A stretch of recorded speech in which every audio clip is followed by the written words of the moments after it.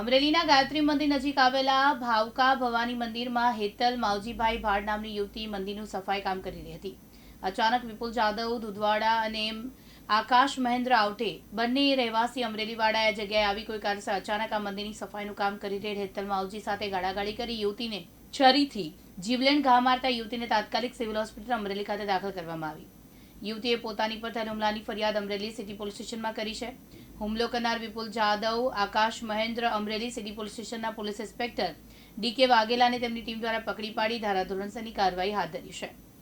તારીખ 16/9/2025 રોજ આશરે 15:30 વાગે અમરેલી ટાઉનના ભાવકા ભવાની મંદિર જોડે એક ઘટના બનેલી હતી, જેનામાં ભોગ બનનાર હેતલબેન ભાડને જે આરોપી છે વિપુલભાઈ જાદવ ધુંધળવા અને એક અજાણ્યા ઈસમે એમને હાથી અને ગળાના ભાગે છરીના ઘા મારેલા છે. અમરેલી પોલીસ સ્ટેશનમાં આ બાબતે બીએનએસ કલમ 109 હેઠળ એટલે અટેમ્પ્ટ ટુ મર્ડર હેઠળ ગુનો દાખલ કરવામાં આવેલું છે અને જે આરોપીઓ છે બંને એમની કાયદેસર ધરપકડ કરવામાં આવેલી છે. સર, આ હુમલો કરવા પાછળનું કારણ જાણવા મળ્યું?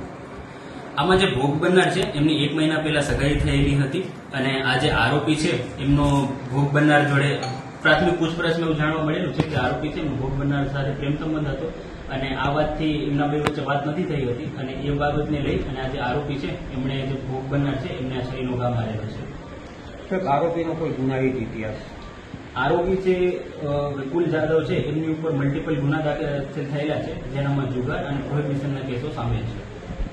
બીજો સહાયક આરોપી છે એ જે છે એમની ઇન્વેસ્ટિગેશન ચાલી રહી છે અને એમના વિશે જેમ જેમ વધારે માહિતી મળશે એમને આપણી જોડે શેર કરવામાં આવશે. પોલીસે એફએસએલ કે તપાસ કરી છે? જ્યારે આ ઘટના બની હતી ત્યારે જ જે સિટી પોલીસ સ્ટેશનનો સ્ટાફ છે અને એફએસએલની ટીમો છે ઘટના સ્થળ પર પહોંચેલા હતા અને જેટલા પણ નેસેસરી બાયોલોજીકલ જે એવિડન્સ લેવાના છે એ સ્થળ પરથી કલેક્ટ કરવામાં આવેલા હતા. સર, આ ભોગ બનનારની સ્થિતિ કેવી છે અને આરોપીઓ વિરુદ્ધ શું કાર્યવાહી કરવા પડશે? રિમાન્ડ માંગવાની છે? ભોગ બનનારની સ્થિતિ છે એ અંડર ટ્રીટમેન્ટ છે અને ડોક્ટર એમનું ટ્રીટમેન્ટ લઈ રહ્યા છે અને અત્યારના એ હોશમાં છે એમનું સ્ટેટમેન્ટ પણ આપી રહ્યા છે. જે આરોપીઓ છે એમની ધોરણસર અટક કરવામાં આવેલી છે અને આગળ એમની સામે જે દરેક કાર્યવાહી કરવાની છે એ કરવામાં આવશે.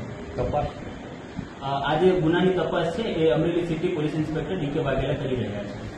હવે પછીની પોલીસની કાર્યવાહી છે? જેમ કે મેં કીધું કે આ લોકોને ધોરણસર અટક કરવામાં આવેલી છે અને આ જે કેસ માટે જેટલા પણ નેસેસરી એવિડન્સ છે બધા જે ટેકનિકલ અને જે સર્કમસ્ટેન્શિયલ એવિડન્સ છે એ કલેક્ટ કરી અને કોર્ટમાં રજૂ કરવામાં આવશે. આરોપીએ ક્યાં કેવી રીતે હુમલો કર્યો? ભાવકા ભવાની મંદિર જે આવેલું છે ત્યાં એ જગ્યાએ આરોપીઓ છે એમને જે ભોગ બનનાર છે એમને ગળાના ભાગે અને હાથમાં ઇન્જરી પહોંચાડેલી છે એમના શરીર દ્વારા. ભરત ગોંડલિયા, દિવ્યાંગ ન્યૂઝ, અમરેલી.